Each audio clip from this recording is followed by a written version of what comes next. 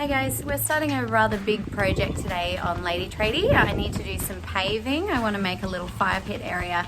So that's the goal today. It's a bit of a cloudy and windy day out here. I don't expect to get all of this done today. I have a few hours while the kids are off doing something. I'll get as much done as I can and show you some little tips and tricks along the way. The first thing that I have set up is a string line. Now you don't have to be a tradie to have all this equipment. I have used the base of a beach umbrella as a peg, and I've used some wool that I had. Wool is good because it's a bit elasticy, so you can pull it nice and tight, and it has a nice string line. Now the purpose of this is to create a straight line, so that first row of pavers that I'm placing down needs to be up against that line like these ones here. It's really important to get that first row correct because even a few mil out at the beginning will end up being quite a lot at the other end of the project. To get the string line in the right place, it's as simple as measuring from the wall that you're working off and keeping it the same distance from that wall the entire length of your working job space. The other key thing here is you want to do this on well compacted soil or crusher dust. Also find this really useful. I just have like a plank of wood that I can use as a bit of a scraping bar that helps me level it out and push excess soil out of the way. So that's also a helpful tool to have handy. And I'm wearing gloves because it really does take its toll on your hands holding pavers, and it does rub, and I've taken a bit of bark off my hands already. So let's get started.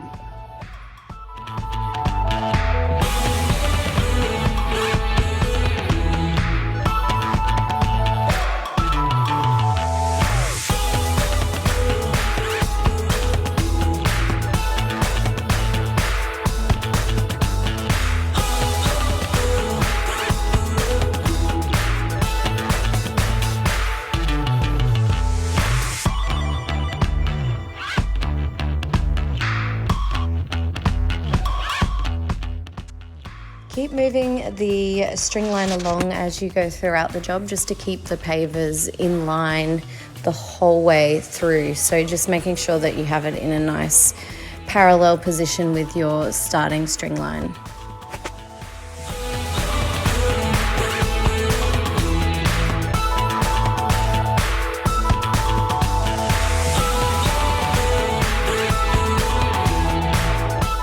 Now's a good time as well to put a level on it to try to keep the actual horizontal level.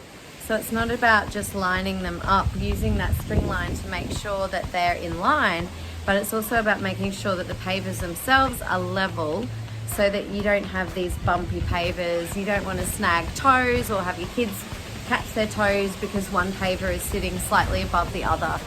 So that's probably the best advice I can give to make sure that your finished product is awesome, is you just don't want it to have bumps and things to snag your feet on, because that will just be a nightmare forever. So using a longer level so that you can see it across the plane of your pavers is probably the best idea. You can do that with the string line as well. So if you have a consistent height for your pavers that you want across the entire area, run a string line across, and then when you're paving underneath that, you're making sure that it reaches that string line. Now I am slightly tapering mine. My yard has a natural slight slope towards an outer garden, so I'm going to stick with that. The purpose of that is when it rains, the water is running off into the garden towards that. It's not pooling anywhere. And if the water's running off the top of the pavers, it's not seeping through and washing the sand away from underneath, which in time can cause, you know, when those pavers move up and down when you walk on them. So it's a really good idea to have just a slight taper for that reason, for runoff.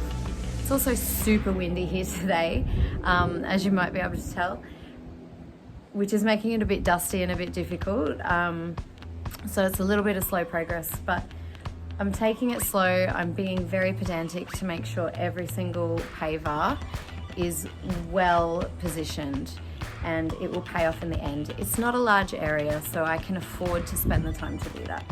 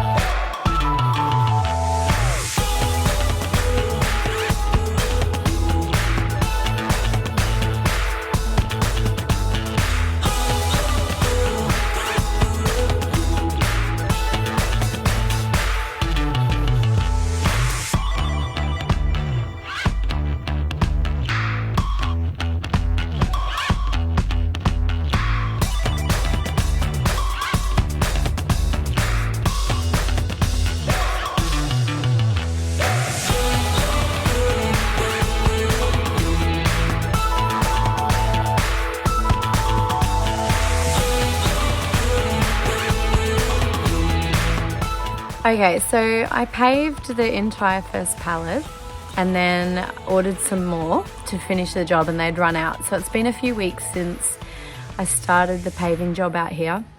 We've also had some bad weather and I've been unwell, as you can probably hear. So I'm back out here today.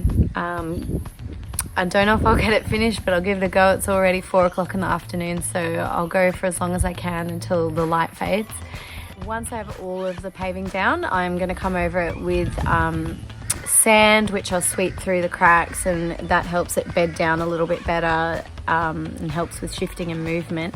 Because of the bad weather hitting halfway through the job, I am going to lift a few up and sort them out. There's been some shifting due to water and getting underneath because it hasn't been finished properly. So I'm going to fix all that up too and show you what to do there.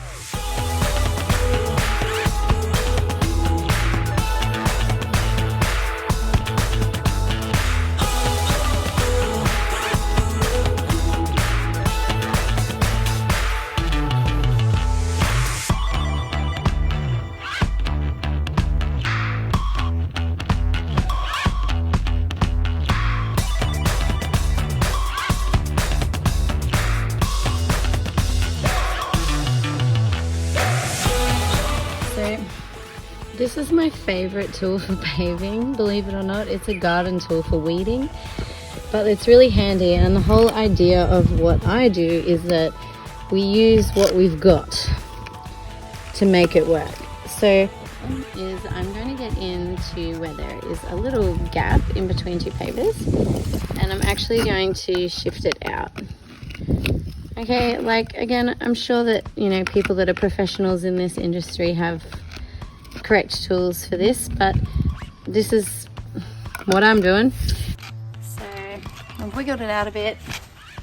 Now I can get my fingers in and I can lift that out. Okay. So fix up where it wasn't at level. Okay. And I'm going to, without crushing my fingers, hopefully, pop that back in.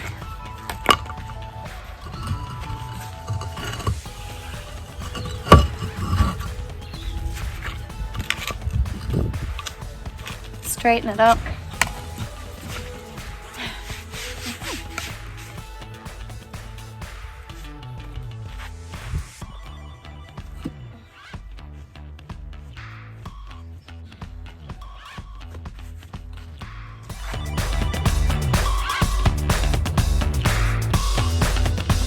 Tiles and pavers, so if they're concrete based, man-made sort of stuff, they have natural variations. Sometimes they have tiny cracks or bubbles that have happened.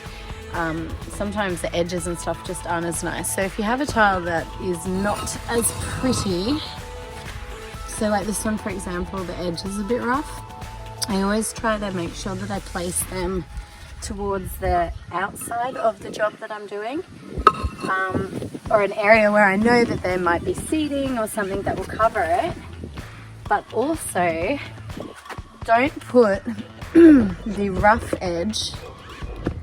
If you can see, I've put the rough edge, I've placed that actually in here next to another tile, not on the outside, because it stands out so much more if your outer edge is a little bit chipped or broken or doesn't look as nice. So even though I'm trying to keep my uglier tiles for the outer rims of my job, or areas where there'll be seating or a table, try to keep that not so nice edge away from your very external edge. Done. I have one line of pavers to go and I'm finished. Sun is still out, so I'm really happy that I've got this far today, but the mozzies are starting to come out in force. So I think I have 6 or 7 to go.